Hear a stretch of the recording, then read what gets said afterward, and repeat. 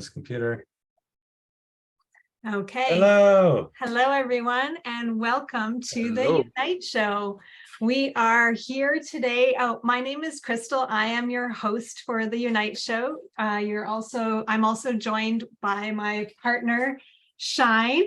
Here he is, and he is Unite's, together we are Unite's co-founders. Unite is a health and wellness community connection platform for uplifting emotional well-being, and you can find us at www.unite.love. So every Thursday, just about every Thursday, unless we have an in-person event like we do next week, every Thursday we're meeting different wonderful guests on the Unite Show. We're interviewing them, diving in deep on some fun subjects. So tonight we are, Shine, who are we meeting with and what are we talking about? Yay, UDO. So welcome. Thank you so much for being here. We love you. Yep. Yeah. UDO ERASMUS, we'll get into it, but from what I know, he is a super cool dude who has lots of energy, which is awesome. He told me recently that he's 80 years old. I'll be 81 next month. 81 next month, and he doesn't have any aches and pains. He takes really good care of his body. He talks a lot about health and well-being. Word is he was either part of or actually founded Wreck Beach. I was both the beginning and yes, a partner because it grew. It started with an idea about overcoming body shame. Yes. Which was crazy. I was in biology and I was looking at bodies of every creature and we were studying all that. And one day it's like, I'm ashamed of my body. What the hell is wrong with that? And then how do you fix it? I didn't know, except get used to being naked in public. I love it. And this was in the 60s, so that worked out. We started, I went down to the beach and took my clothes off, sat behind a log, and if somebody came by, I would duck, and then pretty soon I'd have my clothes off, I'd be walking down the beach, and if somebody came, I'd go and sit down behind the log, and then it wasn't very long before I'd be walking naked down the beach, and somebody came the other way, and I'd just keep walking. It took me 2 years, and at 2 years, I did this for 2 years. And my oldest son was actually conceived on that beach. So, and it was illegal to be naked at that time on well, it was like, I don't know if there were any laws about it, because I used to go in like pretty crowded places. This place I'm talking about was pretty secluded in the city, but secluded. But I went naked on some really highly populated public places, like in Stanley Park and on other beaches during the day. There you go. And people were just so shocked by that they didn't even know to say this is not right, or they just go, what? And it was really funny.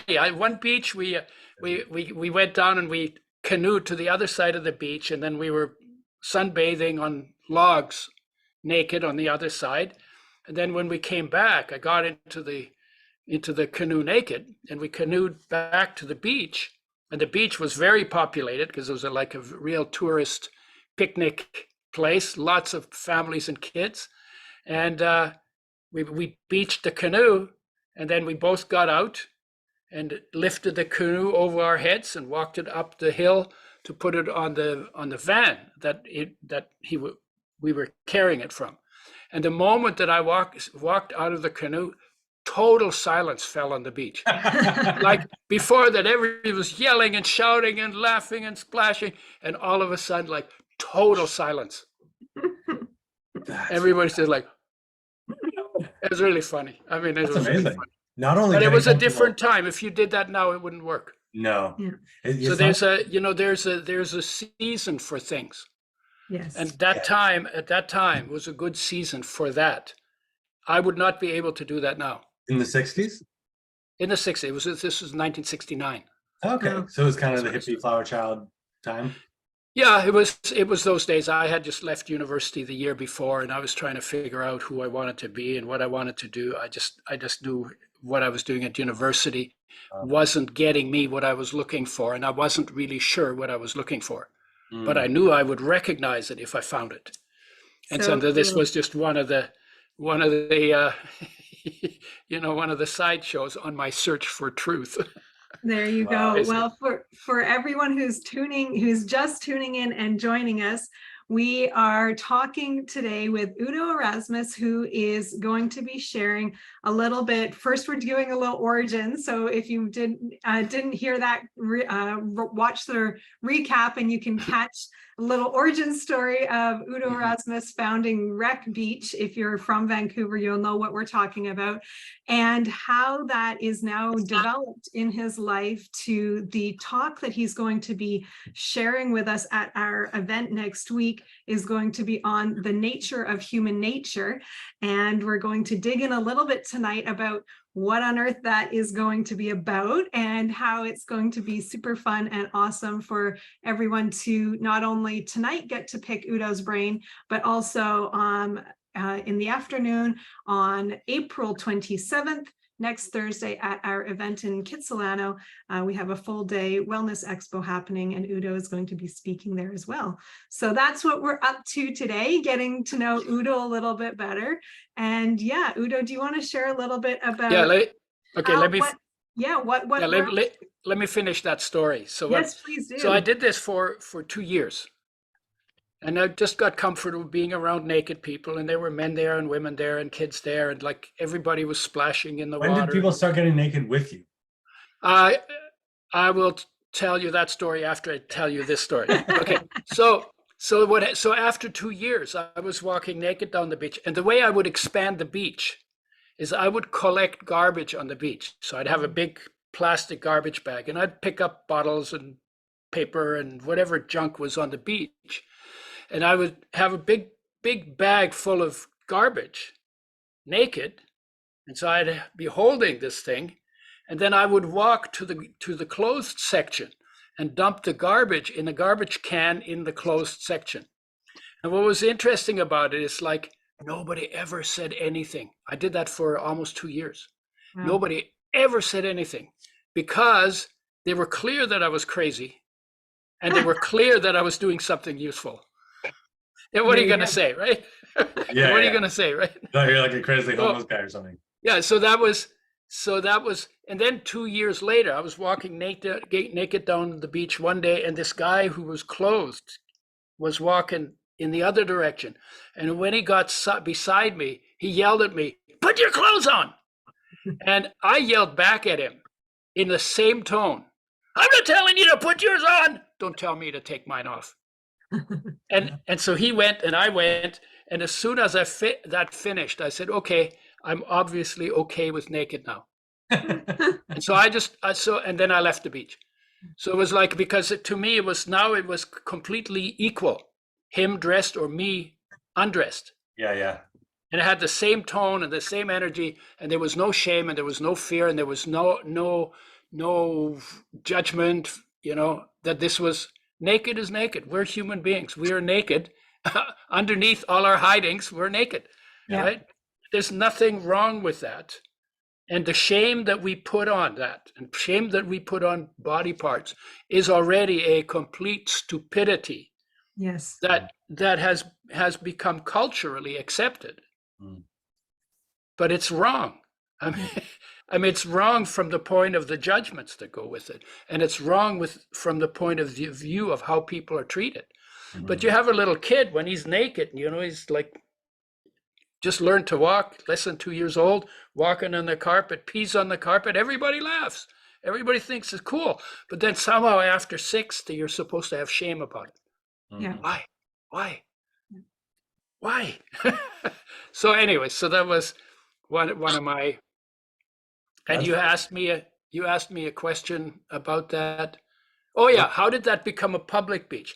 So I was doing this for my own getting over. Just at random beaches around Vancouver. No, yeah, I did that too, but mostly down at Wreck Beach. Got it. But I also went in Stanley Park and the English Beach and Kitsilano Beach, and I got stopped by the police 4 times. Up by the Abbey in Abbotsford, we were there, walked naked through the orchard, and the gardener came by and he had a can and he dropped the can because he was so shocked. And then the police came up, and by the time they came up, we had already put our clothes back on, and we were walking down the hill. And it's quite a walk down to there. And so we saw him come up, and so we went to the fence, and he stopped and said, "Did you see anybody naked walking here?" I said, "Yeah, that was us." So we never hid it. We never lied about it, right? Yeah. And he said, "Well," he says, "I don't care if you're naked or not, but I have to, I have to respond to it when they called and said, 'Hey, there's somebody naked here.'" Yeah. Because you don't know what's going on, right? So we said, "Yeah, I understand you're doing your job. Can we get a ride down to the highway?" So we got a ride in the police car down to the highway. Then hitchhiked back to Vancouver. There you go. So what started the beach for big is I lived in a house with 50 other people. So like a big communal house. 50. And there were, and there was a whole bunch of people who used that house as their headquarters, like about 250 people. And they Wow. stored stuff, and it was at 7th and Burrard. How big was this house? It was a big house. Like 3 how many stories. square feet? 3 stories, big, but a big old wooden house. Wow. Yeah. So, and one day, about maybe, I can't remember exactly how many, somewhere between 8 and 12 of us went to Wreck Beach, and we had gotten stoned on mescaline. And at the end of the beach, at the end of the peninsula where the beach is, we call them the mud flats. Yeah. So when the tide was down, there was mud there, and if you walked in the mud, you would sink in the mud up to about your knees. Wow. So it was like a serious mud flats. And we were all naked, and we started wrestling naked in the mud. And it was just so fun, and it was completely so innocent. Yeah. And it was, and it was like, and we all had long hair, really long hair, and long beards, right? And here we are wrestling like little kids, right? Awesome. And a whole bunch of people collected on the beach and watched us. Wow. And the feeling, sort of like what they said was, "Wow, I want to be able to feel that free being naked." That's what started the beach. That was the one event that made it happen. So that's why I say it was my idea, but it was actually our idea. Love it. That's wild. And then were you part of getting legislation and actually having it named like a nude beach in Vancouver? No, they actually, every few years, and this was already, I left after 2 years, and then people started selling things down there, and that wasn't my idea. My idea was just, it's a place where people go, they can get some sunshine on there, they can make sure they don't get a tan line, right? So and they can be just comfortable. And I honestly think that if people are comfortable naked, they're probably going to be less weird in their head about sexuality. Yeah. And probably there's less sexual predators and people like that who are weird about it. Mm-hmm. Just because they have a place to go where they can look at naked bodies. Yeah. And where they can be comfortable being naked themselves. That's and then that takes all the weirdness out of it. Yeah, Definitely. that's what Wreck Beach did for me. Is when I went there first, I think one of the first times, because I grew up like before internet porn. So like I didn't have full access to naked people all the time. Yeah. For me, Wreck Beach was like, oh, interesting, but it also desexualized nudity for me, where it just felt like, oh, this is normal. And then it also really surprised me how many people felt comfortable. I'm like, wow, so many people feel so comfortable being fully naked and just doing their thing. Like, why doesn't, like, this is so crazy that it's not just allowed, and Europe is like far ahead of us. Yeah, in Europe it is. They go to the park and they take all their clothes off and they put a blanket out and they lie around and get some sun on their tan line, right? Yeah. And so that was an interesting summer. Although we went actually recently on the Abraham Hicks cruise to France, Italy, and Spain, and when we were in France, we were very shocked. There was like only 1 or 2 people, and Spain, only 1 or 2 people were even like topless, and no one was naked at the beaches even. And we kind of asked some people, and they said, oh yeah, there's been kind of a movement of more modesty. So you need to go to Europe. Well, they said that and restart this thing. Save them from their clothedness. Exactly. Well, what they were saying is it's only the old people now, that all the young people are covering up, and they're getting kind of, wanting to be less European and more like more North American, I guess. So that's, yeah, there you go. Well, it's actually kind of funny, because it's true in the parks in Germany, you know, they yeah, and it's older people. Yeah. And you know, the people who came to North America with the body shame, they were Calvinists. Yeah. So they were like I would say right-wing Christians. I don't mean right-wing. I mean, you know, they're like sin Christians rather than love Christians. I guess that would be one way to say it. Yeah. Right. And yeah, and now it's whatever you find on the internet, you know, and on the internet, most of the nudity is porn. And we were not doing porn. It's very different. Naked and porn is very different. Yeah. You know, so so it was like, yeah, it was beautiful. I mean, I was beautiful, and it got me over it. I'm comfortable. I wear clothes all the time, but I'm comfortable being naked, right? Comfortable with my body. Well, that was the issue for me. That was the mission. I love that. So for you, that was kind of, like you said, that was out of college. You were kind of figuring out, working on yourself, working on your body image pieces. And then now, what have you been up to? You're working on this. So I have to go one more step backwards. I was born during the Second World War, in the place where the Second World War was, in part of Poland that was then part of Germany. My parents came from Latvia and Estonia.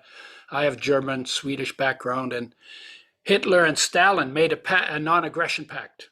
They said, we're not going to attack each other. Right. We'll attack everybody else, but we won't attack each other. And for signing that pact, Latvia went to the Soviet Union. That's where my parents lived. Oh. And part of Poland went to Germany. But there was nobody from Latvia or Poland at the meeting. Mm-hmm. In other words, they just took it. Yeah. Because they were big and they could. Yeah. And my parents, or my father especially, loved the Russians because they're very emotion-rich people. Mm. He hated communism because they took everything away from everybody. Mm. Right? And so when part of Latvia, when Latvia went to the Soviet Union, he owned a farm and he was going to lose the farm. Mm. So he decided to go to Poland, and in Poland, he got given a farm, and the farmer who owned the farm ended up working for my dad on his own farm. Wow. And it was a little tense, as you can imagine, at the beginning. So they said, look, we're living in crazy times. Let's just run the farm the best way a farm can be run. Let's do it together. And at the end of when all this stuff settles out, then we'll sort it out. Mm. And they became really good friends. Nice. Oh, wow. So I was born there, and then at the end of the war, we were fleeing out of Poland on horse-drawn hay wagons on dirt roads with no military presence. Mm. And the communists were chasing us in tanks and trucks. And the Allies, which we all know are the good guys, they were shooting at us from planes using the refugees as target practice. Jesus. Yeah, no, where was Jesus? The Pope had actually made an agreement with Hitler not to out him.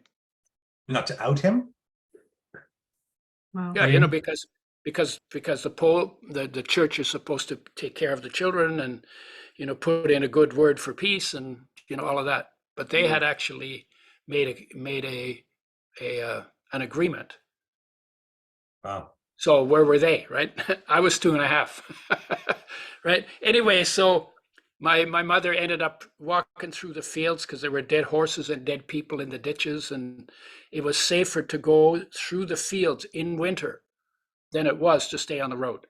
Wow. So she had 6 kids with her, but only 2 arms. So she took 2 kids, 2 of the 6, and left 4 of them in a farm by the road with the farmer. He then took us back to Berlin into an orphanage. So I spent some time in an orphanage, and then eventually my mother's sister met up with her, heard what happened, and then came back behind enemy lines to pull us out and bring us back and reunite us with the family. And I don't remember so much of that, other than I remember not feeling safe. Yeah. Right? Not feeling safe. I never knew what I could count on. I remember being hungry. I remember eating more than my share of the food and getting some flack for that. But it was chaotic. Mm-hmm. And so I was really shy and I very withdrawn. And I lived in the world of books because books are safe. Mm. I got some books back here. Books are safe. So I started reading very early. When I was 8, I read my first serious book. Wow. Was the story of the discovery of Troy, the archaeological digging that they did to discover Troy, because we had the stories, but nobody knew where Troy was. Huh. And it was so beautifully written, and they were so excited, and this guy was so in love with the discovery of the past, right? When I finished the book, I was really sad, and I went to my mom and I said to her, Mom, I'm never going to read another book because I can't believe that there would ever be as good a book as this one. She just smiled. So I was, and then because I look back now and I say, what a gift that was. It didn't feel like a gift then, but now, because why? I lost my culture. I lost my place. I lost my house. I lost my family. I lost any kind of community that, my friends, whatever. So it's like my table got cleaned off. There was nothing on the table. And so I literally had to put together all of that stuff that people take for granted when they live in peace times. I had to figure all of that out from scratch. And what's nice is it's easier to start from scratch than it is from having some learning, then to have to unlearn it and then to have to relearn it in a different way. That's actually harder work. Yeah. And because I was an age where I didn't really have a choice over it, because I would have never chosen that situation, right? But it got me in a place where I went into science to try and understand how things work, because when you know how things work, you get some predictability, right?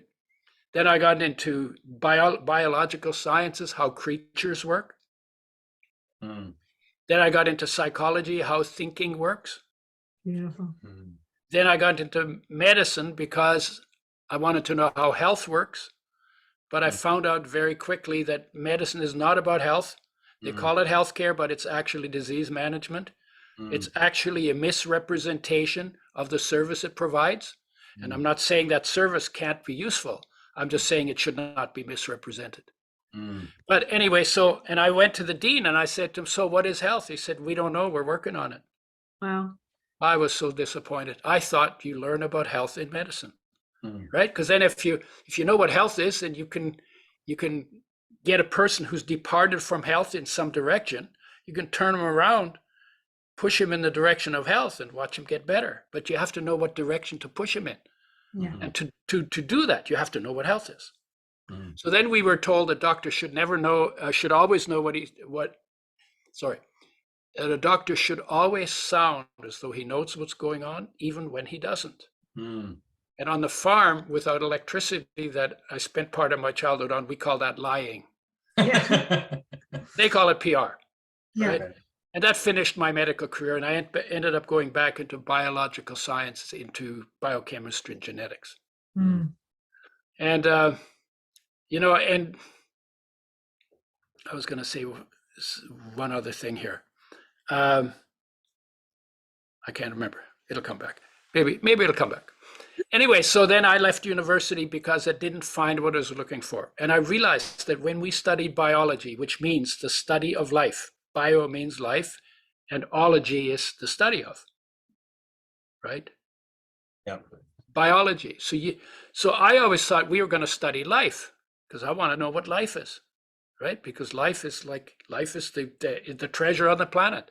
Nothing on the moon like that. Nothing on Mars like that. Nothing on Venus like that. Nothing on Mercury like that, or Jupiter, or anywhere in our solar system. Life is what makes this planet amazing. But what exactly is it? What is life? And sometimes you listen to the scientists and all of their kookaburra computations with all of their too much knowledge, and they try to tell you what life is. It's anyway, so we never studied life. And I thought that at some point we would get a beaker. You know what a beaker is, right? A glass beaker. Yeah. maybe this big. We thought we were going to, at some point, we were going to end up with a glass beaker half filled with life. And I pictured life as being liquid and shining. Mm. But we never saw that beaker. Mm. And I even said to one of my partners in biology, we should really study ourselves, because here we have form and function and life all together. Now, I don't know what it meant. I didn't know what it meant to study yourself, right? Because all my learning was head trips, right? I didn't know what that was, but here we have form and function and life all together, and we don't have to kill ourselves to get to know them. Whereas in biology, if we started with a live organism, by the time we were done, it was dead. We never captured what the life was that was now gone. We learned about form and function. We never learned about life. So I learned a lot of things about form and function. It's all interesting. But I went through all of those. Psychology, the study of soul. We never studied soul in psychology. We studied emotions and thoughts. No soul. No health in medicine, right? And so eventually I said, you know what I'm looking for, and I wasn't like really clear what it was, but what I'm looking for, I haven't found at university. So I left university.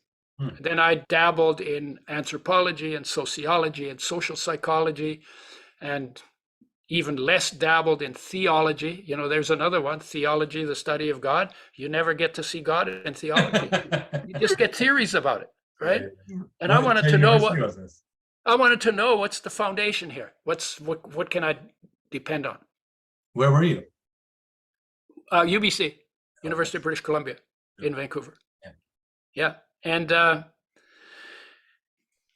then I was in science, and the people in the arts faculty, they were horsing around with psychedelics. Nobody in science was doing that. We were all very studious, very doing experiments, right? And I met a guy, and I said to him, so what is LSD like? And he gave me this most beautiful answer. Just looked me in the eyes, and he said, if you don't know what it is, I can't tell you. And if you do know what it is, I don't have to tell you. What an incredible answer. Because how are you going to explain the taste of an apple to someone who's never tasted an apple? Right? You can't describe things that are completely out of people's experiences. Right? We've never done it, I don't think. I've never done LSD. No. Yeah. Well, whatever, right? So, if you want, you ask me what LSD is like. I know what you'll say. Yeah, because I got an answer. That was the most perfect answer. And then when I did do LSD, I got what a perfect answer that was. You cannot describe it to someone who has not done it. Right? And that was in the... Is it similar to mushrooms?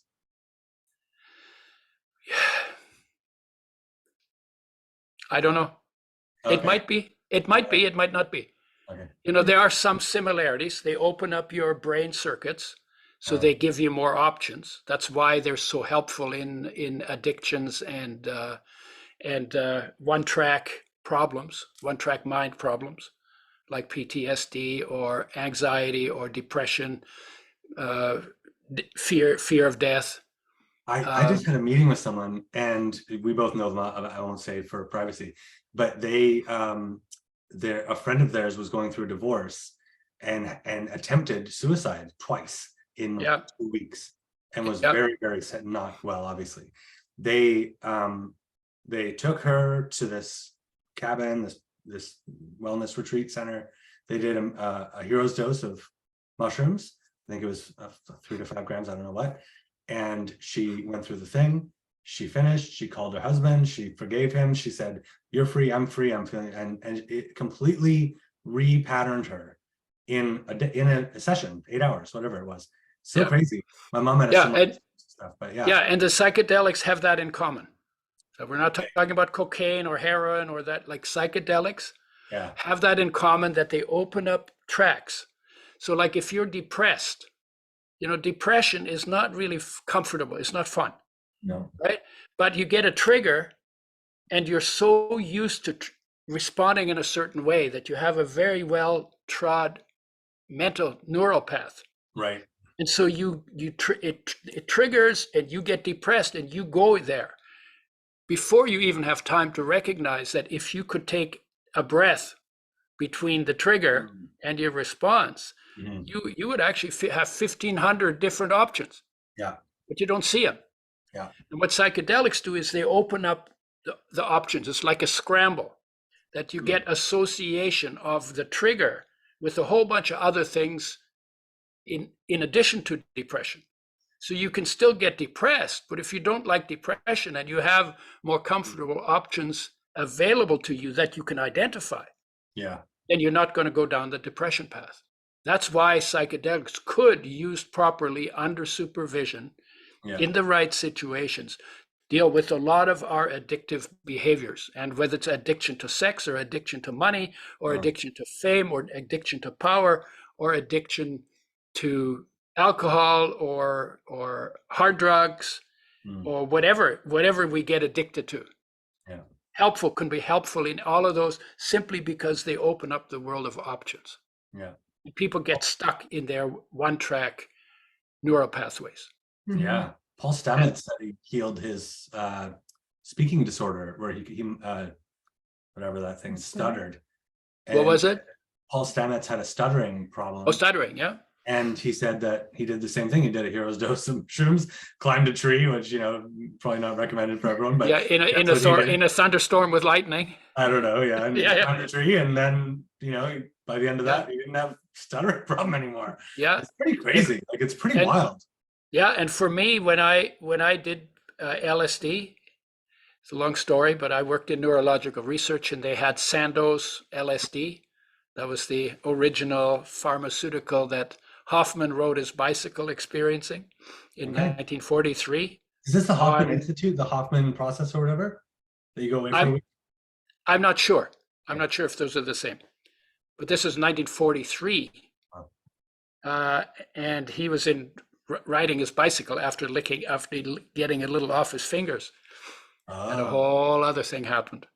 And just a couple days ago was the 60th anniversary, I guess 80th anniversary of Hoffman's first LSD trip. Wow. So apparently some people are celebrating that date annually. That's good. Counting it's 420 today. That's hilarious. Yeah. But it's the weed birthday or the weed day. But I so when I tried it, so I snitched a couple of those ampoules. And I took like a very small dose, 60 micrograms in a sugar cube. That's how we used to do it. You break the head off the ampoule, and it's liquid, and you soak the sugar cube, 60 micrograms. Had this incredible experience. And what struck me, I was rolling on the floor laughing in time to Mozart. Somebody had put on Mozart music. And so I was rolling on the floor and laughing, and the tears were rolling down my cheeks. And it struck me as so funny that all this studiousness that I had, trying to figure out everything, looking for something and trying to figure it out, everything I was looking for on the outside was actually already present on the inside. That was my insight. And struck me as the most unbelievable cosmic joke. That's why the laughter. And then it took me, I said, oh my God, it's like, it just blew the door off my war baby personality. I don't know how else to say it. It just blew the door off it. All of a sudden it's like, oh my God, the way I live is only one out of 1,500 different ways I could live.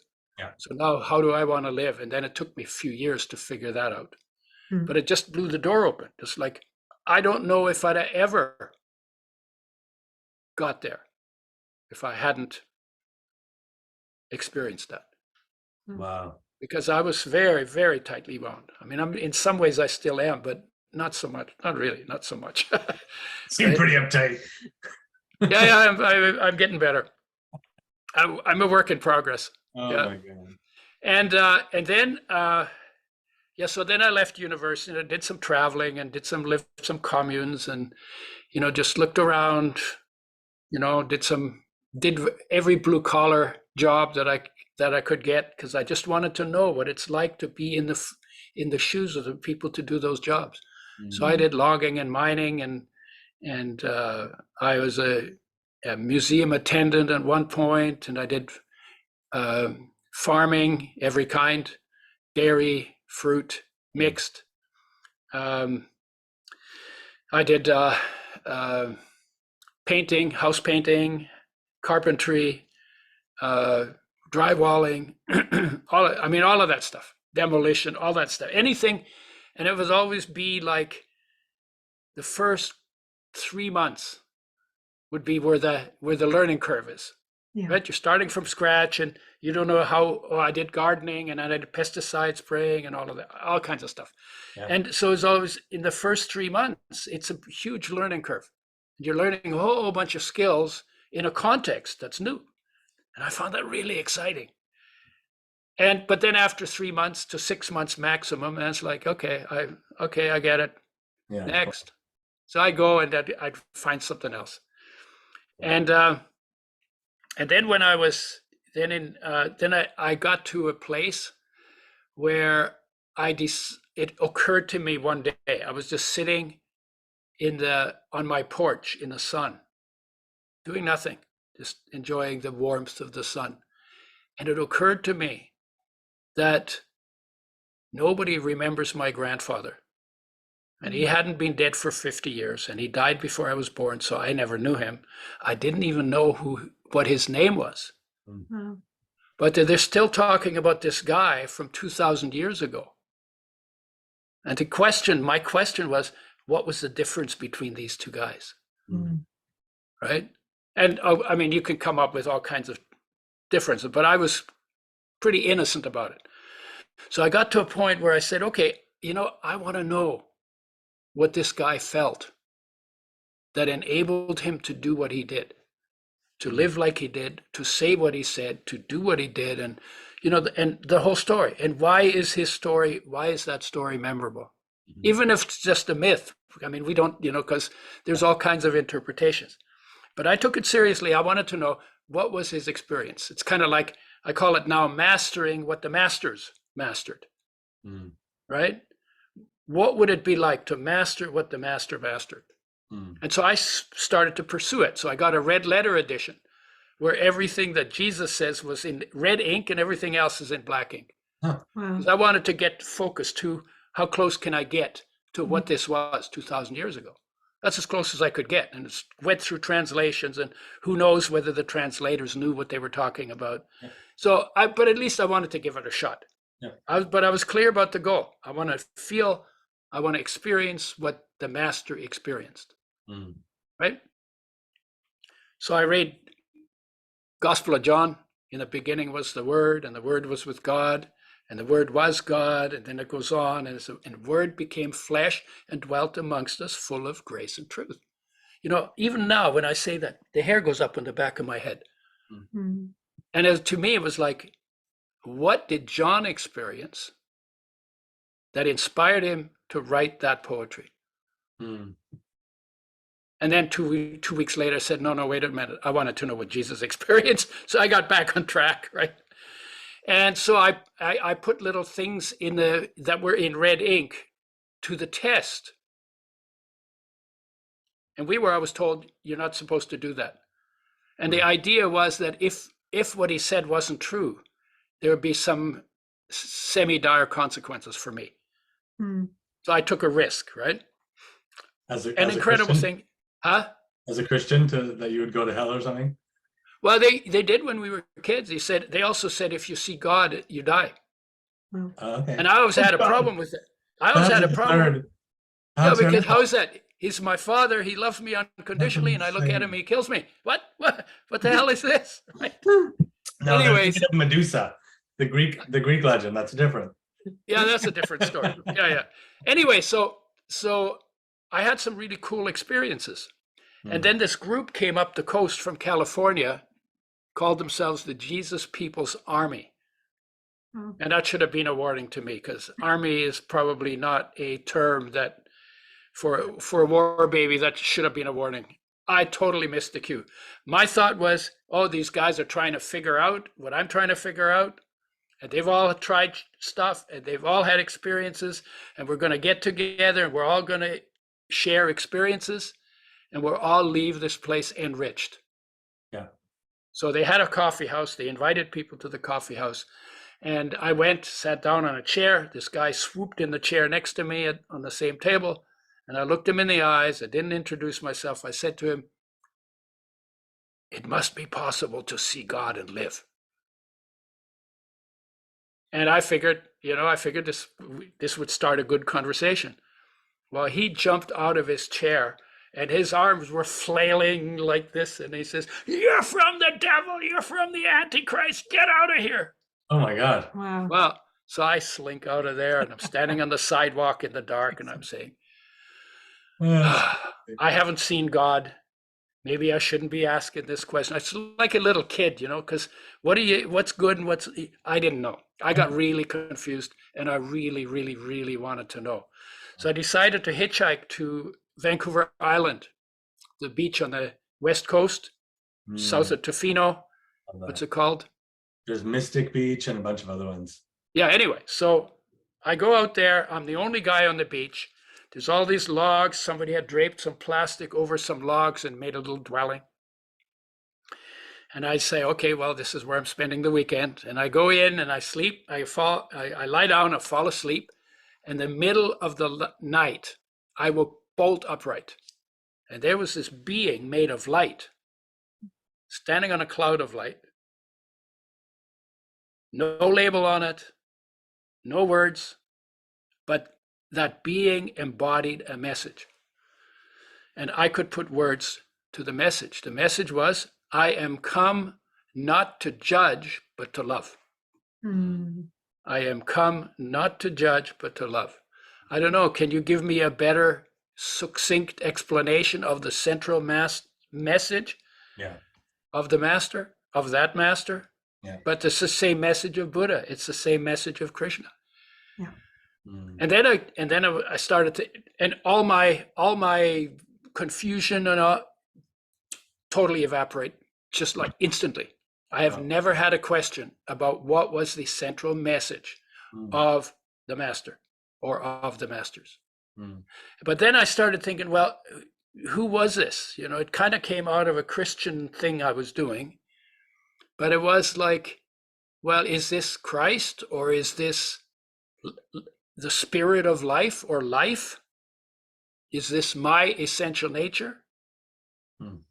And there was no answer, except over time, just piecing it together, there's no difference between those three. Christ is life. What does that mean? 8 billion people have that same master within their being, running their life, because life weighs nothing, but it runs everything, right? Yeah. Everybody has that. If we were all in touch with that, there'd be peace on the planet. There'd be unconditional love on the planet. People wouldn't be fighting. They'd be saying, how can we work together to make life better for everybody, right? It is and that's our essential nature, because I'm not the body. Like if I say to you, hey, Shine, whose body is that? What would you say? This body? Yeah. I would say it's mine. You'd say it's mine? Yeah. Yeah, that's what everybody would say. This is my body. But you know what? You know how I sucker people? Remember how do you get love? Remember that? Yeah. Yeah. So you've just told me that you're not the body. Yeah. Because if that's your body, you're the owner of the body. Yeah. And the body is your property, my body, possessive, right? Well, if that's true and you're not the body, then who are you as owner of the body? It goes back to life. Weighs nothing, runs everything. Life owns the body.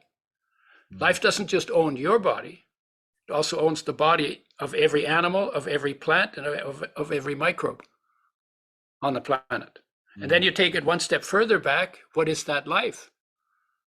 Well, let's see. that almost everything that's alive on the planet, with very few exceptions that we could talk about, is the result of solar energy filtered through 93 million miles of space, then filtered through the Earth's atmosphere, then filtered through green leaves, and the fraction that remains excites electrons, activates them, then they form bonds with other atoms to make molecules, and that solar energy fraction is stored in those bonds. Mm. Some of those are our food. We eat them in our cells. Those bonds get broken. The solar energy is released. The solar energy fraction is released, and now we call it life. So life is solar energy. So you, Shine, whether you like it or not, are a solar energy gadget. And so are you, and so are you, and so am I. And so is every creature on the planet, a solar energy gadget. When you decide that you want to embody that individual essence, life that you are, and you bring your focus inside into the space your body occupies and into that energy in that space, we call that Christ. We call that Buddha. We call that life. We call that solar energy. We call that Krishna. We call that whoever the masters were by name that the religions were named after. Right? And so what I'm basically saying is every human being, whether they're Christian or not, whether they follow any religion or not, every human being who's alive has the master running their life.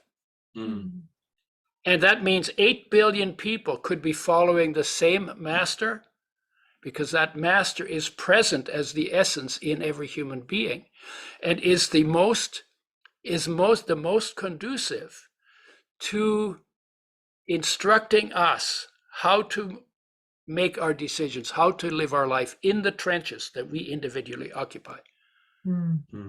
So you don't have one guy in Ottawa who doesn't even know what his kids are doing telling me or you and 36 million other Canadians how they should live their life, right? Or one guy in DC, who tells 315 or however many Americans how they should live their life. But the real master is unconditional love, is our essential nature. And if you had somebody in those places that was realized in that essence, how would that person govern? They would empower people, encourage people to find the master within themselves. Is it cool? Yeah, very cool. I love that. Yeah, so that's, huh? I always thought of it like I love the school of fish or the flock of birds, where none of them are leading and none of them are telling, but they all move in perfect synchronicity in this flow and this beautiful union that's it's undeniable that they're following the same energetic impulses without talking, without communicating verbally or even mentally. It's like they're pure intuition because they're moving so fast. And it's so in sync. Yeah, same with the flocks of birds when they're flying, right? Yeah, and I've always thought that like a society like that would be so lovely, where everyone is in their flow and it just sort of synchronistically. Have you ever heard of Bashar, the channeler who talks about aliens? No. You know Abraham Hicks? Yeah, I don't know him, but I know of him. So Abraham is like a collection of, apparently the idea is that over time these masters incarnated in order to support humanity, but as like the the non-physical was looking down, and the non-physical beings were seeing the result of that. They're like, oh, maybe we should try a different tack than, you know, incarnating these masters on Earth who are just like these singular beings. What if we spoke through someone and we stayed non-physical, and we had an agreement with someone who came down, and we spoke through them, and they would channel these messages. And so that's what Abraham is doing, is channeling these masters from non-physical. But wait, Abraham is still one guy. So he's doing the same thing. He's just not taking responsibility for what he's channeling. Well, Abraham is Esther Hicks, who channels. Abraham is just a name that they. I understand. I understand, but and the thing is that the masters, if we had access to what they actually said and what they actually did, I think from this experience, from the experiences I've had, I would say that all the masters were teachers of human nature. Why is that? Because they did some kind of stillness practice, so they were fully present in the space they occupy, and spoke from that space, and told everybody that they were talking to who was interested, says, oh, by the way, that's in you too. So if you do what I do, and I think it mostly comes down to the stillness practice, not to virgin birth, or not to all the other stuff that we put on it. But if you do what I do, which is to take it seriously, to sit still, do nothing, and just feel what it feels like to be alive, then you will experience what I experience, and you will be able to do as much or more as I've been able to do. And that's true it's true for 8 billion people. And the message, to me, the message for the world that's now, that message is what the masters embodied and taught. But then when they died and the corporation took it over, they turned the whole thing on its head, and they turned it into another control trip. There wasn't something wrong with this guy incarnating, taking life seriously, becoming fully present, and then teaching. There was something wrong with what corporations or power groups did with his name, in his name. Right? So there has to be a huge distinction made between the living experience of the master and the doctrine of the church. Doctrine of the institution. Very important, because it doesn't work as an ism. It doesn't work as an ism. I have a friend who says all isms should become wasms. And communism should be communism, right? We should get rid of those. And because we don't need ideologies in our head, because if you're feeling loved and cared for, and life loves you unconditionally, 24/7, 365, lifelong. If you're feeling that, you don't need any more structure than that. You don't need any more laws than that. Because when I feel loved and cared for, there's nothing left to do except to help. Because it's not about me anymore. Oh my God, I'm taken care of. And if I don't feel taken care of, I know where to go to feel it, because it's there. It's always there. It never goes. It isn't affected by trauma. It isn't affected by drama. It isn't affected by history, but I have to go to it. Right? So when I'm in that place, what's left to do? How can I help? What needs to be done? How can I make the biggest splash for good that is possible to make in the time that I have? And imagine 8 billion people actually not just dabbling in spirituality, but actually embodying life. Because that's what it comes down to, right? So that's kind of the thing that is my biggest turn on these days. Is, oh my God. And then I walk around sometimes, and you look at the world, in the core of our being is an all-encompassing peace, or a door that is always open to an all-encompassing peace. That's our foundation. That's also the foundation of the entire universe. And from the core of my being to all the rest of the universe, that's all one thing. So I could, if I'm in that place, I literally see peace everywhere. It's like space. It's never affected by anything. You know, the war in Ukraine is taking place in perfect peace. But the people who are fighting are not experiencing that peace. They're in their head.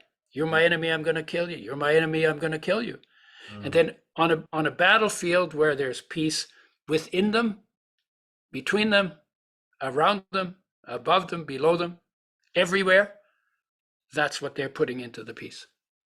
So they're putting war into the peace. And they're putting war into the peace from a head trip.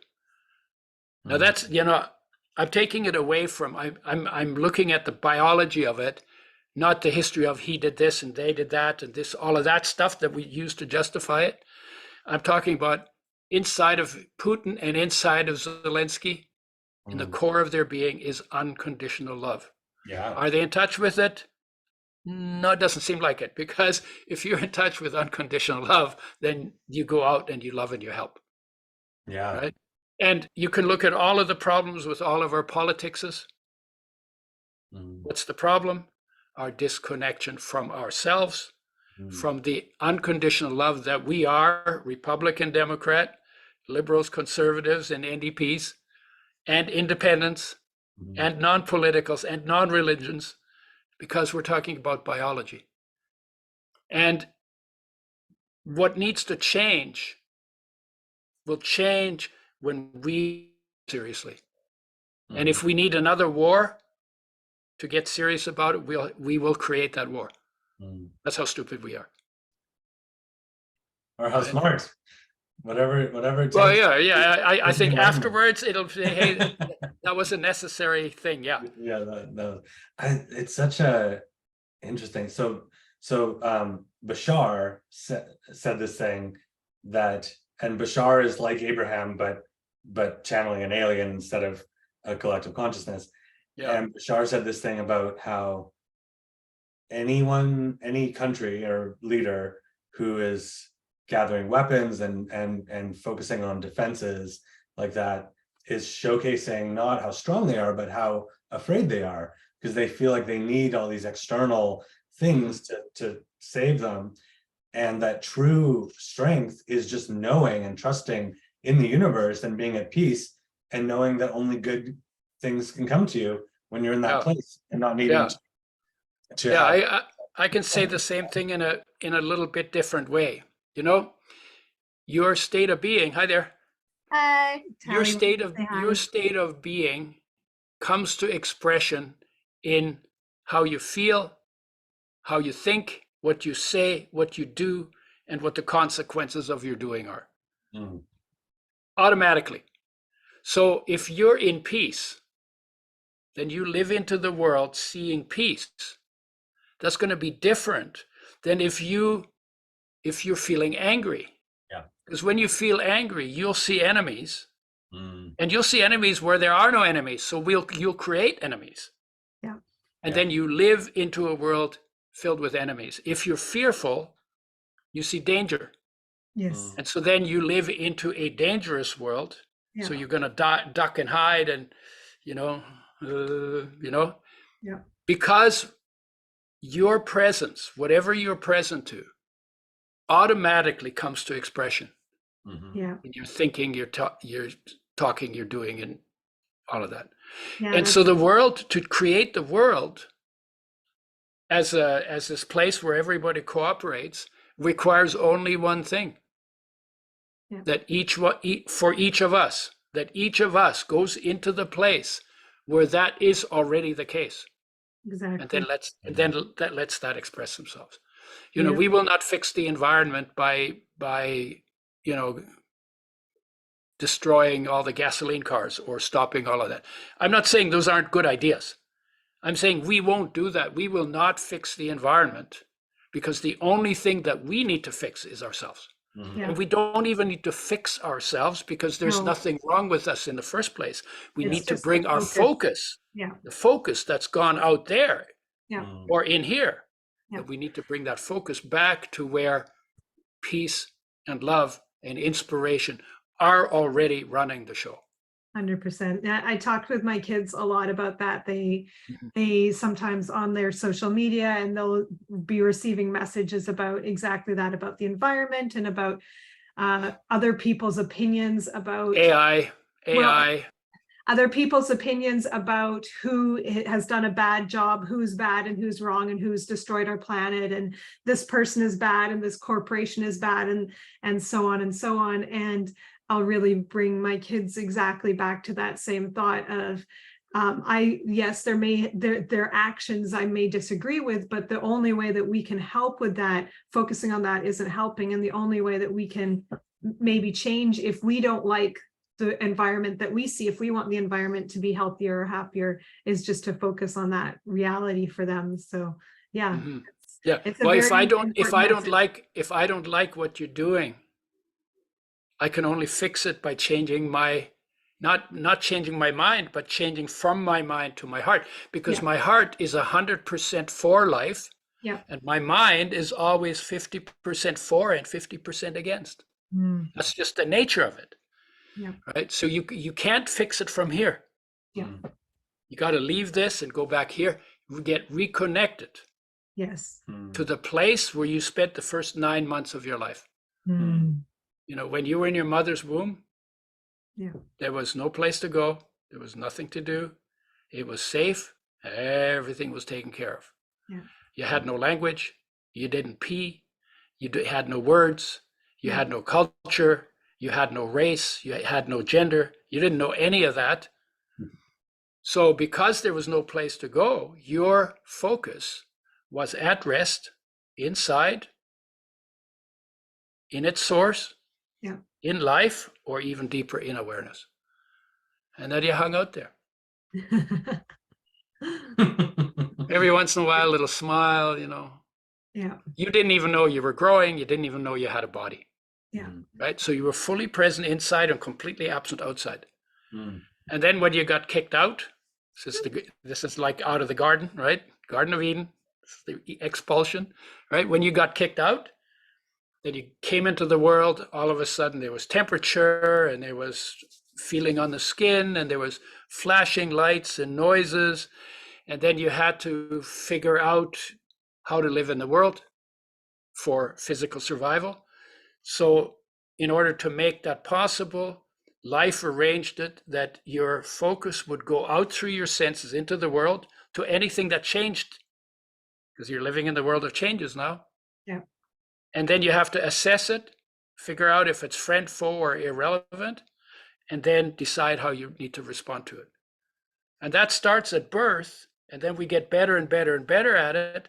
And in the process, we go from being present inside but absent outside in our focus to being present outside and absent inside in our focus. And then something doesn't feel right anymore, and that's where heartache comes from. So heartache didn't come from the girl who dumped me when I was 30, right? That's the trigger. But the heartache comes from my disconnection from myself. And that's disconnection, by the way, has hundreds of different names. So you call it loneliness and longing and striving and restlessness and grief and sadness and hope and want and heartache and thirst of the heart. And so there's lots of names for different triggers. And we define heartache by the trigger, but the trigger is not the cause. And the cause, I can't blame on anybody. It's a natural progression of every human life. Yeah. And when people are out of that and they don't remember and they don't know that heartache is that, because we don't teach that, then they do stupid things. But you know, it comes from them trying to fix their heartache. That's actually what drives everything. Yeah. Until you get reconnected. After you get reconnected, then the motive is completely different. Then it's not a getting motive, then it becomes a giving motive. Yes. Wow. When you were beginning the story talking about that you were born, you know, in the 50s, right? Or 40s? when you were born in the 50s or 40s, I'm guessing? 1942. 42. And then, so yeah, you were in the 60s in that era of love and whatever that was. You were a teenager, a young adult. And I was thinking, like, in probably, I don't know about the European history, but in our history in North America, like that was sort of the beginning of any sort of big movement. I don't know my history really well, but I'm guessing like that was sort of one of the first sparks where people started to really be free enough, both financially and you know, all that stuff, but also spiritually, to really like be different and express and explore that spirituality. And it was, and then I was thinking, like, I've been listening a lot to Matthias De Stefano, who talks about Atlantis and these civilizations that existed way long ago, and that in and around Egypt there was this big civilization that really went deep into spirituality, and that a lot of the temples and things were designed to help amplify spiritual energy and to even travel different dimensions and and that was a huge part of their thing, and that their civilization really changed because of climate disaster stuff, and they had to sort of switch from being more matriarchal and spiritual to, you know, militaristic and kind of control and survival, and things went off in the wrong direction, and that here we are now in this really interesting spot where, you know, it's only been, it feels like it's such a short time that we've been in this as a civilization, in this, to even have the opportunity to just explore spiritually. I don't know if any of that makes sense, but well, you know, yeah, different people have different takes on it. For me, it's really simple. It's literally every human being is born a master child, potentially, but we go out in our awareness, in our focus. That's natural, normal, necessary process. But we don't get the education that explain to us what heartache is. So we blame it on something else, right? yeah. And we don't have in any culture that I know of where it's systematically the kids are taught, you're whole, you're a little Christ child, or whatever you call the master child, right? And then we encourage the development of mastery, which would require bringing the focus back to where we actually live. Yeah. And you don't need anything more than that. It's within every human being. You know, it's the hero's journey, right? It's the expulsion from Eden. It's the prodigal son coming home. So we have like stories that are in line with that. But it was never, you know, this is, to me, it's more biological than cultural or political or racial or genderal, right?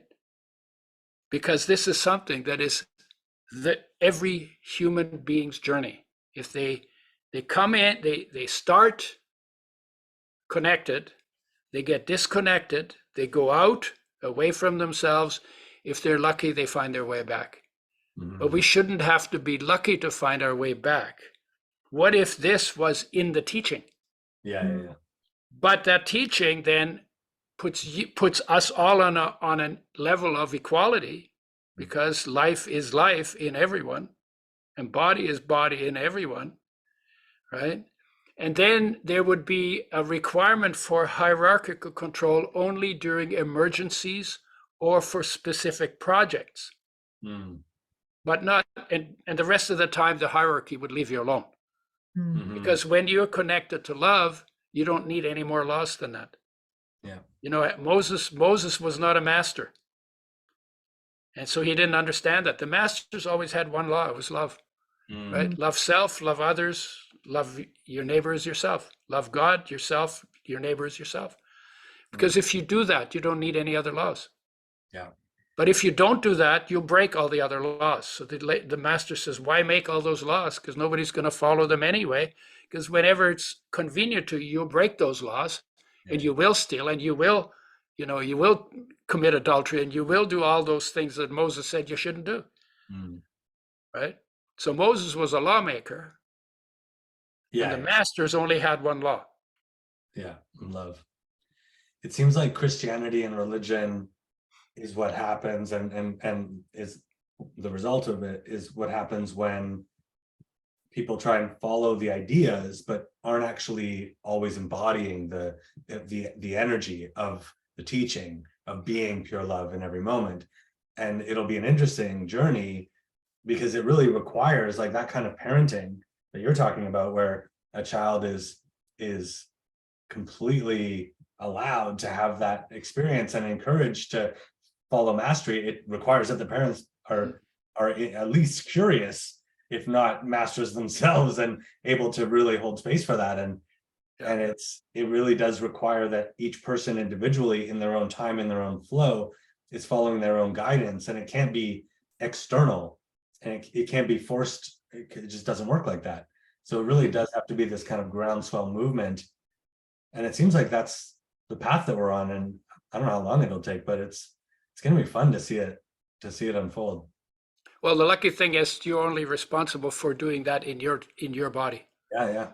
So each person only has one project, right? And the rest of it is interactive. We're interactive anyway. Yeah. Right. So it's completely doable. Yeah. And when you do that in your own life, then you become an influence for others. Yeah. But everybody still has to do the journey themselves. Yeah. Right. And it also takes I remember as a younger person feeling this sadness of being disconnected from that love some of the time, and feeling like, oh, I have a job here, and once I'm done, I'm out of here. Like this isn't really my home. Like I feel kind of distant and disconnected. And the more that I really can, and this feeling that I needed to somehow do something and help people, or like I was here on a mission, and the more that I got in touch with that love on a day-to-day basis and could tap into it, the more I just feel easy and relaxed, and like I'll be guided to whatever is important for me to do, and that if I died tomorrow, it's all good and everyone's going to figure it out. And I feel no responsibility or urgency. It's just fun, and I know that I'll be guided and it'll work out. And I just feel this sense of trust and knowing that it's done, and it's gonna, like, that it's perfect the way it is, and it'll be what it'll be. And I think it'll continue to be really good. But yeah, that's a cool. Yeah, you're talking about purpose. You know, we've always, like, if you talk to the capitalists and the people who teach them, you know, they say, if you help enough people get what they want, then you will get what you want. You know that, right? You know that saying? Yeah. Right? And that's completely backwards. Right. Completely backwards. These are the guys who say, oh, yeah, do more for me, and eventually something good will happen to you. That's like a Christian say, you know, you do all these things and you follow all these rules, and then after you die, some good stuff is going to happen to you. No. Like, you know, you can sell a car like that, could you? Hey, listen, I want the car now, but I want to pay you after I die. Yeah. You know, or I pay for the car now, and you deliver it after I die. Nobody would take that deal, right? Or I'll just take the car, and good things will happen to you. Don't worry. Because actually, what is your purpose? Something created you. You didn't create yourself. Something created you. Some flow, some universe, solar system, sun, earth, whatever. All of it. Something created you. Created your body, right? What for? What for? What's the purpose? Why did it create that? I think, well, and I'm speaking because I listen to Abraham all the time, but they say that the purpose of life is joy and fun and love and experiencing this, and that from the non-physical, we are love, and we can be love, but it's different because there's nothing else. It's like being in water and you just don't know anything else. But once you come into earth, you have all these things that aren't love, or that seem like they're not love. And so it allows you to really experience love and being unconditional love and what that actually is, and to expand the definitions of it and to grow. And it's kind of like an adventure and a fun game. Yeah. That's what I understand. And the contrast. Yeah. Yeah. And what? The contrast. Like Shine said, if all we know is water, then it's not the joy of getting into the water or getting out of the water. It just is. So the contrast, and for me too, the creation. So from the contrast, we get ideas and we get to create things that haven't been created before or not in that certain way. So that is the I think the reason why we're here is love, contrast, and creation. So I think we have two purposes. The main purpose is to be fully present in the space you occupy and your surroundings, not caught in thoughts in your head, and to fully enjoy that. And why is that? Because, some people say, no, that's selfish. But no, think about it. You were given that gift. And if you don't enjoy it, it's a wasted gift because nobody else can enjoy it for you. So there's your first purpose. Fully present, enjoying it fully. I'm not talking about doing, I'm talking about experiencing, feeling, okay? Yeah. And when that purpose is fulfilled, or you're on the track, the second purpose is to help where you can. It's so simple. Yeah. But to not put first that you were given a gift to enjoy that is wasted if you don't enjoy it. That goes against all of the so-called religious teachings where they always tell you to give and give and give. And even Mother Teresa said, give and give and give till it hurts and then give some more. And then you think if you do enough, then when you turn into do, you'll go to heaven.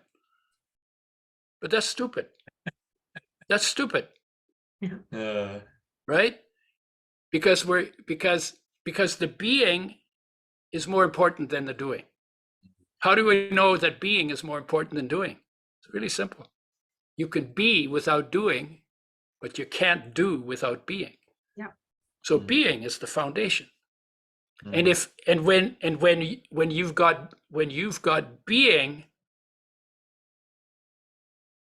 when you've got being, then the doing is informed by the being, which is unconditional love. Yeah. If you don't have that, then your doing will have maybe head trips about love, but that's not the same as being loving. Yeah. Right? The should, you should love everybody is not the same as loving everybody. Yeah. Yeah. Right? I love the bit from the Bible. I've always resonated with it around, I think Jesus said something like, I don't speak unless he speaks through me. And I always loved that bit of feeling like, and that's actually part of why I changed my name to Shine. I was born Kelly Sean McMahon, and I wanted a cool musical name because I was performing, and Shine was the one I picked. But also it was a reminder, because whenever anyone called me Shine, it was this reminder that underneath all of my things that are maybe less than love, at the core, at the base, who I really am is love. And the rest of that stuff sometimes gets distorted, and I'm human and I do my thing. But at the base, if I sit long enough with whatever emotion is present, I just descend into this pure love. I forget where I started the story. I don't know. Yeah. Well, so let me tell you the third part of, we're talking about human nature, kind of, nature of human nature. So the core, the foundation is peace. Peace is like space. There's no content. It's a container without dimensions within which everything unfolds and folds up again, right? So peace is the foundation. Surrounded by that is unconditional love. And the shine of that unconditional love into the world is the inspiration. And you could call them God, the Son, and the Holy Spirit. Shine would be the Holy Spirit. Interesting. Right? And then because when you feel that love, you literally shine it into the world. Mm, That's your nature. yeah. When you're in touch with the love, that's your nature. And shining, out of shining comes all the things that make life easier, that help people, that heal people, that make their life easier so that they don't fall off logs and drown in the river. So you build a bridge or whatever this stuff is, right? The inspiration out of which all the gadgetry comes. Sometimes eventually the gadgetry has some negative side effects, but not necessarily from the people who, but most of it doesn't come from the unconditional love either.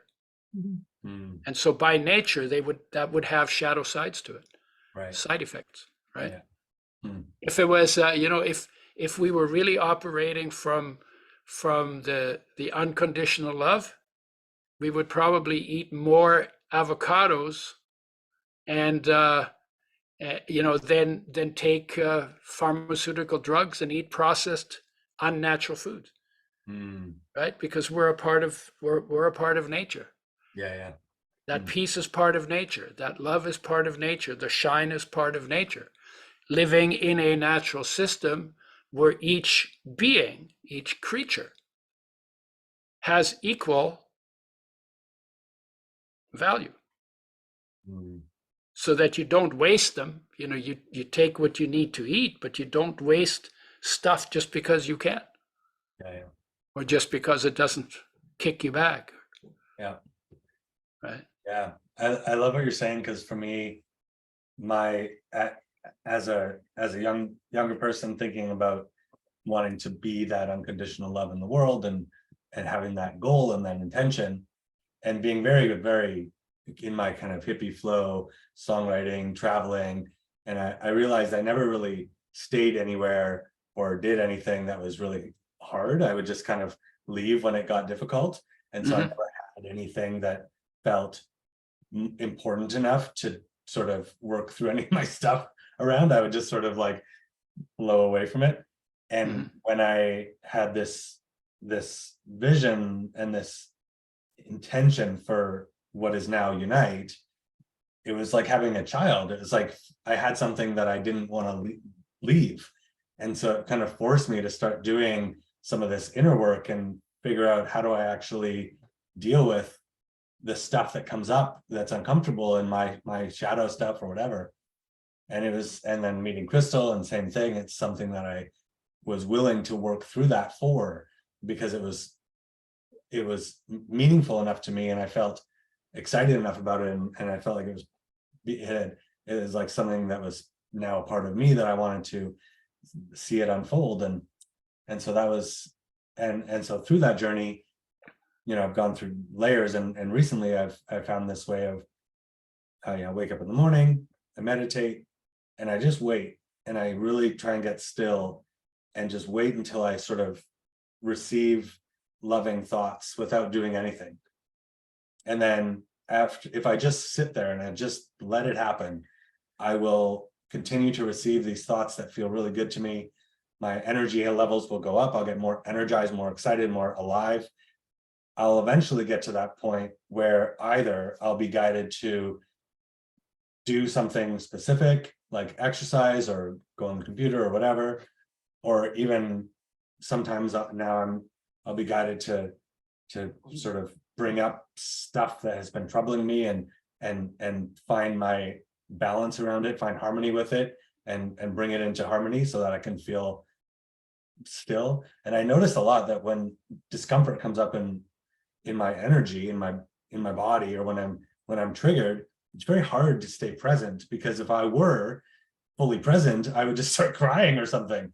And so I experienced and what would be the problem with that? nothing, but I'm learning that I just have a lot of compassion, I guess, for myself, but also understanding that people who are walking around with a lot of trauma and a lot of stuff, it's hard for them to stop and sit still. And I guess that's why psychedelics can be helpful, because it's like just gets it all done. But it can be easy to feel distracted, especially with all the phone stuff and computer stuff. It's like when I do have triggers, it's easy to just to be ADD, kind of focusing on whatever, And I think that comes from just it's just a reaction to trauma as long no well I would say, like, in the perspective, as long as whatever is the triggers and traumas, as long as they're more important to you than the peace that is your foundation, or the unconditional love that is your individual essence, or the shine that comes from that, you will drift towards that. What if you made those three more important? Because in those three, all your trauma dissolves. Right. All, because trauma comes out of the world of change. There is no trauma in peace, which is unchangeable. There is no trauma in unconditional love, which is unchangeable and formless. And there is no trauma in inspiration. No. Yeah. Right. So the question is, and then you have, of all the freedoms you have, the main freedom you have is to decide where your focus goes. Yeah. And your focus can go on the trauma. We've all had trauma. I definitely had trauma. Yeah. But I don't have to live there. No. Yeah. Right. Everybody has trauma. You skin your knee, it's trauma. Your dad looks at you funny, and it's trauma. And your friend kicks you in the shins after you give him or her chocolate, right?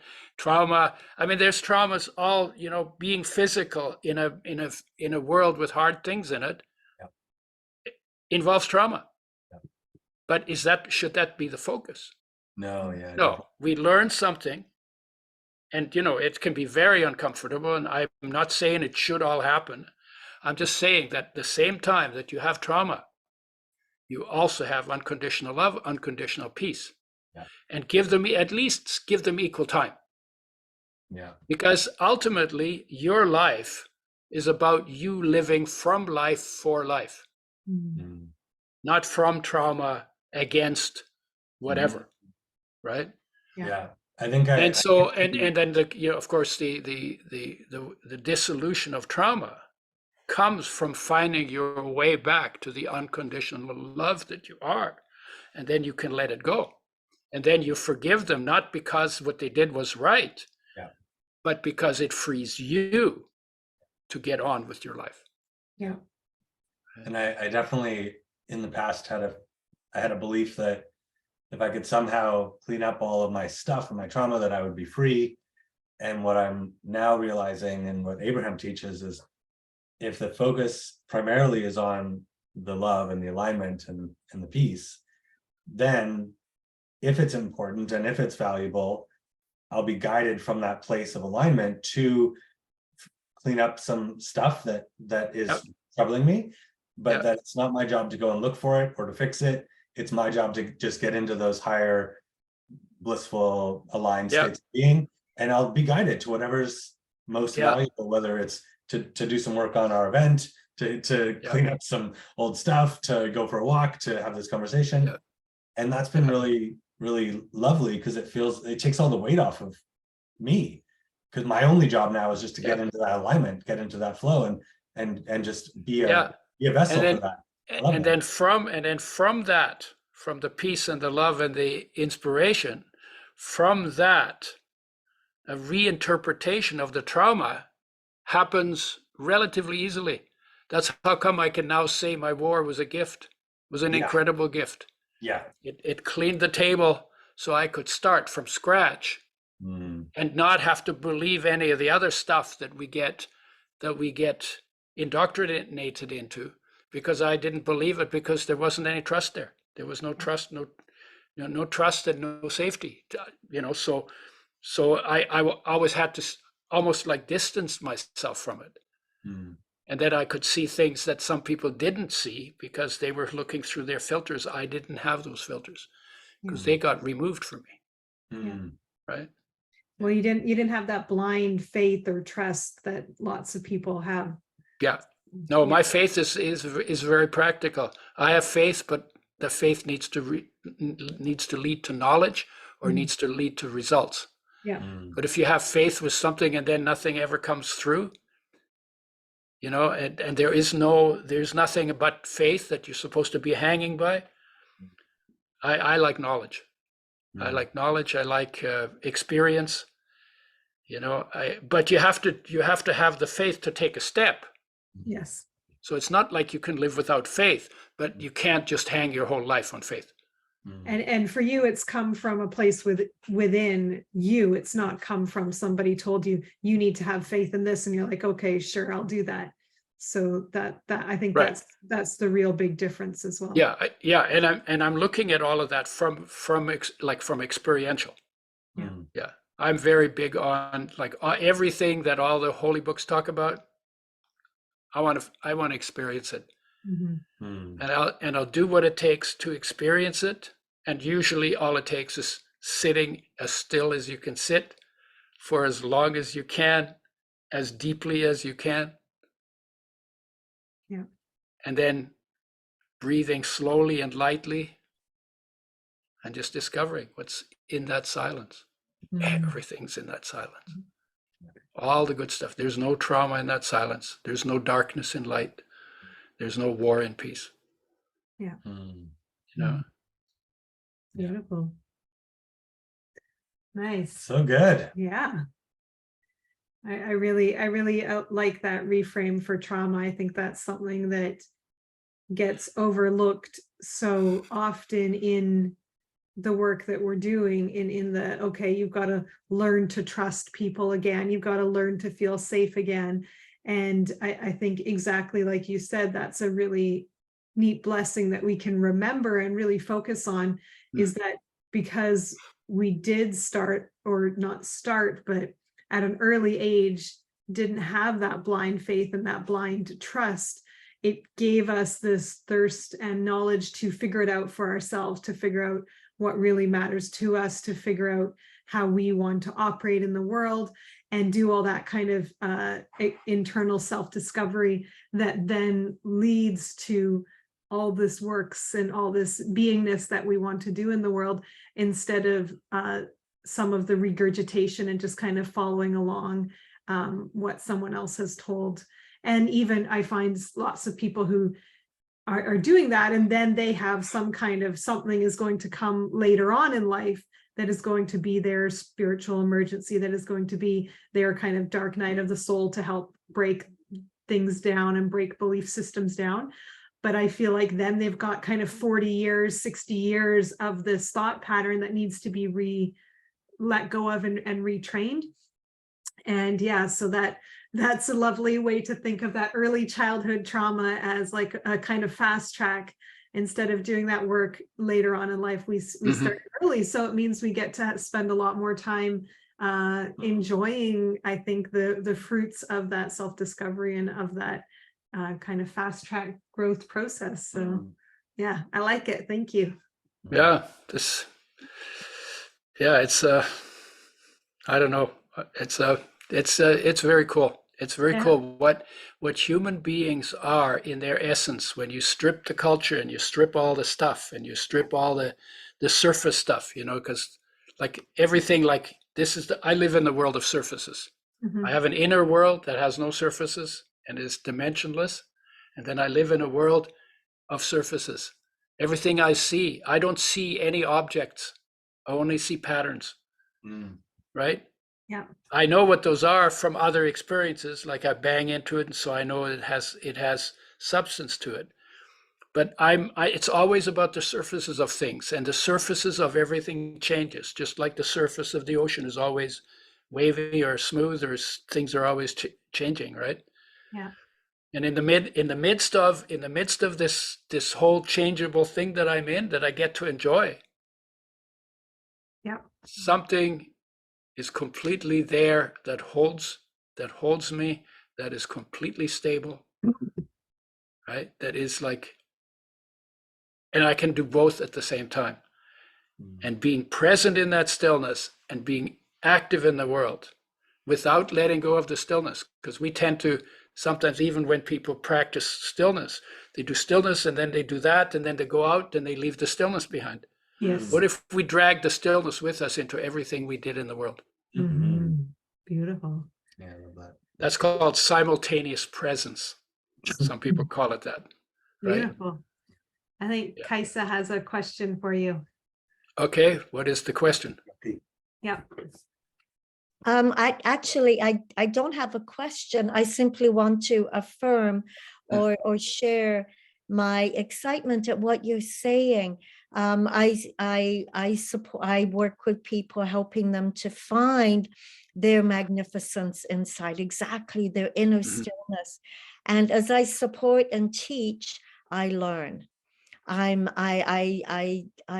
speak most what I need to hear. It's reminders all the time, but I'm so in awe of the magnificence of the human, of our multidimensional being, and how incredible we are. But most people don't know. Yeah, and you could trying to inspire people to fall in love with their magnificence, and of course there's tools that help.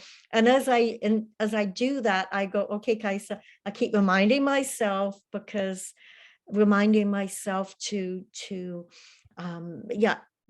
reminding myself, because I will forget. I get caught up, and then I go, wait a minute. So it's this you're saying is to be in the world and still and be in the stillness at the same time. It's very cool. Yeah, and compared to the hugeness of your magnificence, the traumas, your worst traumas, are really, really, really tiny. Yes. I used to focus on them, trying to heal. And if I did this many mantras a day and blah, blah, blah, blah. And for a while it seemed to work. I seemed to get relief. But I realized I was like an addict, addicted, and it was as expensive as being addicted to heroin. And then I started to realize I was getting worse, because my belief system, I was broken. And we simply are. We simply are. And that was a thought. You say are not. Pardon me? You say we are not. No, what I meant is broken. Exactly. We are not broken, but we are. The broken, that is a belief system, and it isn't true. And in fact, we are magnificent. Those of us, our traumas, exactly as you say, have taught us and teach us, and have taught me humbleness, and also this kick-ass powerfulness from a grounded place. It's very cool. I'm older like you. I'm Kristall's mom, and yes, learning. And I want to thank you for all you're saying. This is inspiring and wonderful. Thank you. Yeah, it's fun. It's fun. Yes, fun. It's fun. Yeah, trauma is interesting. But, you know, in our society, trauma gets a lot of attention. And trauma can be used two ways. Nobody thinks trauma is fun. Yeah. It wouldn't be called trauma if it was fun. It would be called something else, right? But so nobody likes trauma. Everybody has trauma. And then trauma can be used in two very different ways. One is you focus on the trauma, you get sympathy, you get empathy, you get shit for nothing. You know, you find a way to not have to be responsible for yourself. You use other people. You use trauma to get stuff for free without effort from other people. So that's one way to use it. And the other way to use it is you look at the trauma, you take it on, you be with it, you learn from it, you develop compassion because of it, and you let it rest right next to what has never been traumatized until it dissolves. Love that. So there's really two ways. And some people use it to get stuff and they don't really actually want to deal with it. Because what dealing with trauma means in practice, if it's successful, is that you can put the trauma aside, you can let it go. You know, maybe something happened once that was really a bad thing. And then you bring it to mind again and again and again and again and again. And you maybe got traumatized once and you traumatize yourself 1,000 times. Mhm. every week. Yeah. So now where is that productive Yeah. for you? Not like I'm not trying to be judgmental, but where is that productive for you? Yes, If you do, when you do that, yeah, our trauma is a teacher to come home. it can be. It can be. It can Yes, be. Just like heartache is the call to come exactly. home. Trauma, in a way, is also the call to come home. Because Yes. often and people say trauma was the beginning of heartache. It was not.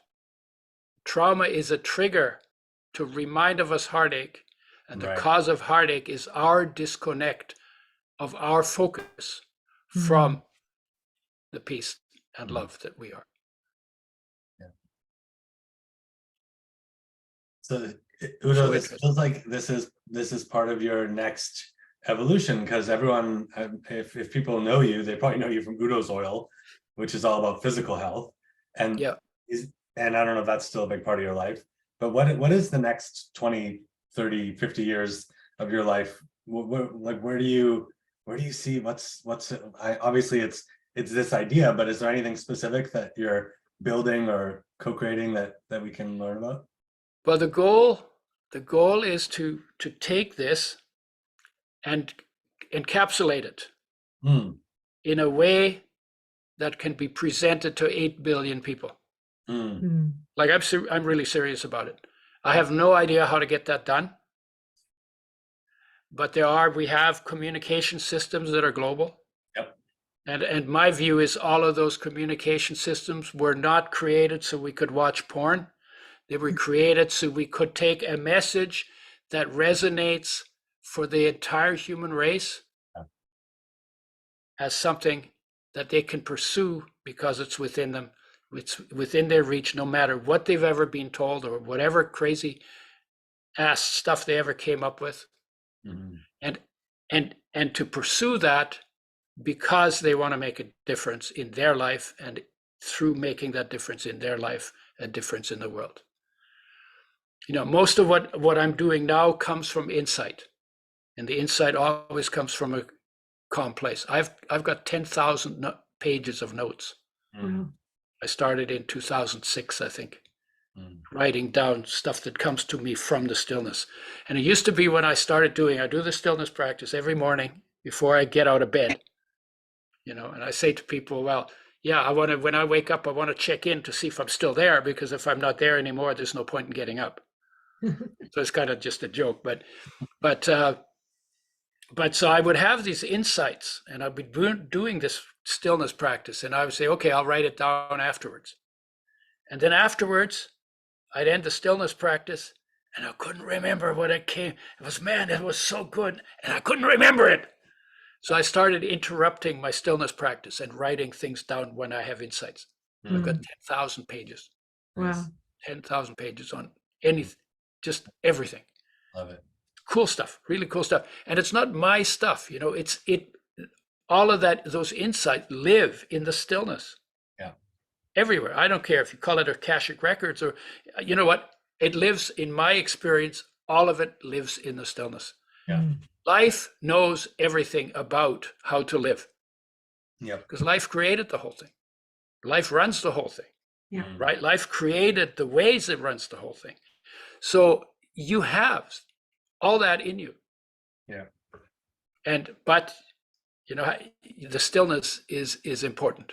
Go from doing to being, and out of the being comes the insight, and eventually you end up staying in your being while you're doing. Beautiful. This was a big part of my journey as well. I thought the same idea of understanding that all the issues in the world were at their core were just based in people and their emotions, and not knowing how to come back to that love before taking action.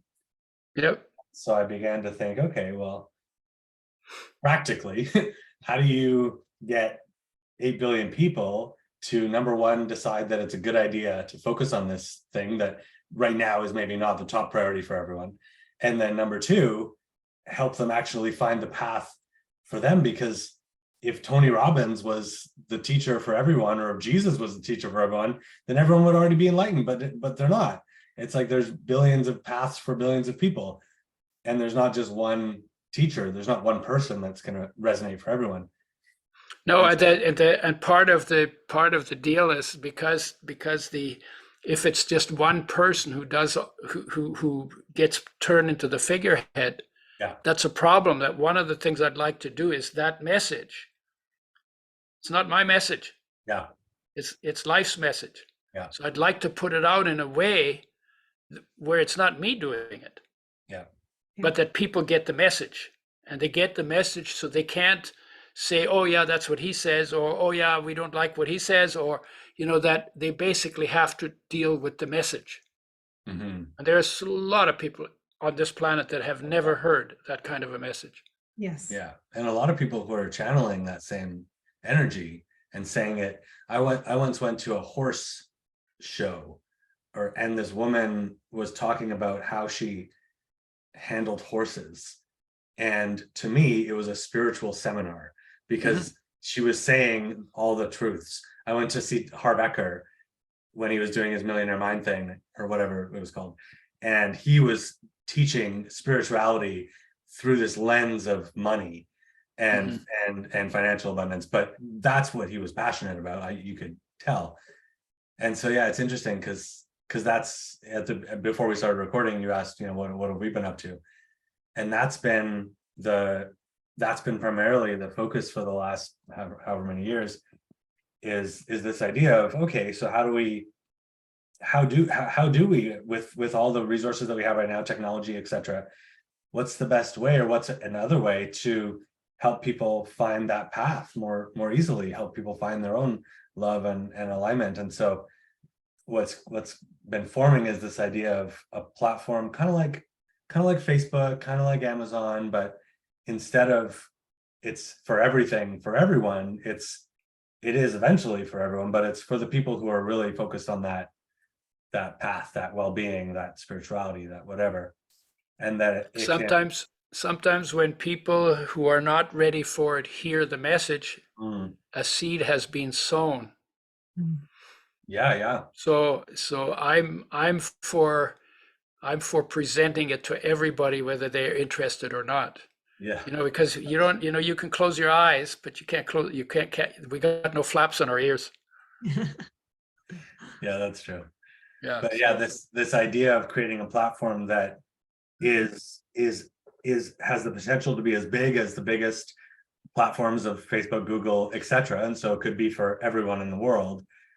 But where the foundation is around, instead of the algorithm tracking for how much time you're looking at stuff so that advertisers can make money or whatever, all that stuff, it's tracking how good the people who are using it are feeling, and how impactful it is when they watch a video of you talking about this. Are they actually feeling better and getting that feedback loop? And so that's the big project we're working on, is actually creating a new social media platform that also has a marketplace where people can, go to an event that's going to uplift them, or get a session with someone to help them do something. And so that's what Unite is evolving into. And we've built the basics of that. And our next thing is the love stream. And the idea is to have a 24/7 live streaming platform where anyone can go live, and we're going to encourage people to share messages of love and to be in this state of being, to have conversations like this, and eventually to have, anytime anyone wants to, they can tune in and connect with someone who's sharing some aspect of what we're talking about returning to that love. And that's our next project. Yeah, It's going to be a good project. We need to have the UDO show on there. Only if I don't have to show up. Exactly. We'll call it the pure love show, and you can be a guest host whenever you want. We'll put it through a voice changer, so it sounds like Marilyn Monroe. That is then we'll target that to the men. There you go. Yeah. And then Elvis for the women, Oh yeah, Elvis for the women or Arnold. or Arnold. Or Arnold. You guys are funny. I don't know. So is there anything that you want to leave with people for the event on Thursday? Anything that we haven't covered? I think people are going to get a good sense of you and what you do, but is there Well, anything specific? No, we'll continue the conversation. I love it. Yeah. Yep.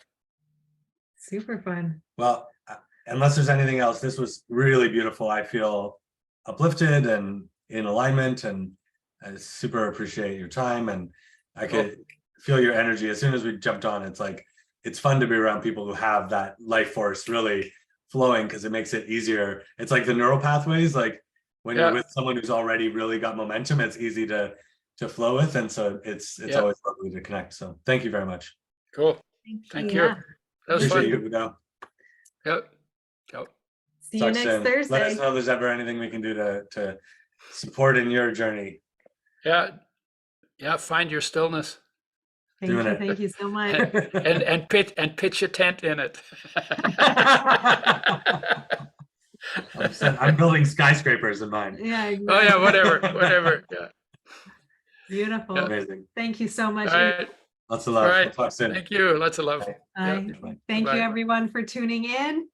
Catch us on the Unite Show. You can find the replays on YouTube, on Spotify, the Unite Show, Spotify. YouTube, the Unite Show. Yeah, so just look up Unite and you'll find us there, and we'll be coming to you live again in 2 weeks, because next week we're doing a live event on Thursday. So We've got Dov Barron next one. yeah, Dov Barron tuning in next will be 2 weeks from now on May 4th. 4th. May the 4th be with you Oh. at 6:15. 420 and May the 4th. Exactly, at 6:15. So we'll be tuning in and picking his brain on. Oh, that's fun. My sister's birthday is May 6th. Oh, 420. Today's 420. Yeah. Today is 420. Yeah. Oh, 420. But you know what else today is? What? Adolf Hitler's birthday. There you No. go. Seriously. Seriously. That's hilarious. And Bob Marley's, right? That's why it's 420. Oh, Bob Marley too? I think so. Well, I think that's the whole 420 thing, is that it's Bob Marley's birthday. There you go. Oh, okay. I didn't know that. I think. I don't know. Well, I know that I know they didn't call it that after Hitler. I know that. That for is sure. hilarious that it's also Hitler's birthday. That's wild. Well, Yeah. we can thank Hitler for all the beautiful contrast that he created in the world. Yeah, for making my life hell so I could wake up. Exactly. Jeez Louise. Definitely promoted some growth. I did hear there's this lovely, Gaia TV, right? Udo? Yep. There's a lovely show called Initiation with Matthias DeStefano. And in the first season, he talks about these big things. And he was saying that from whatever non-physical dimension, there was this idea about the sort of what became the reality of Hitler and all the people involved in there, that in order for humanity to really take things to the next level, there had to be something very big that brought Catalyzed. the world I think together. I think COVID was like that too. Yeah, 100%. definitely. COVID put the whole world on hold in a month, and Yeah. all the masters together never got it done in several thousand years. Wasn't it wild to feel that Yeah, kind of and a slowing lot down? of people, when they had all their external stuff cut off, Yeah. they Yeah. started saying, "Shit, what am I here for? What's worth Yeah. doing?" There must be more to Yeah, life. why than am I in what we this do. job? Why am I I married would- to this person? Yeah, I would quip to people, "Hey, if you can't go outside, go inside." Yeah. Yeah. But that was easy for me. I've been doing the practice for 50 years. Yeah. Right.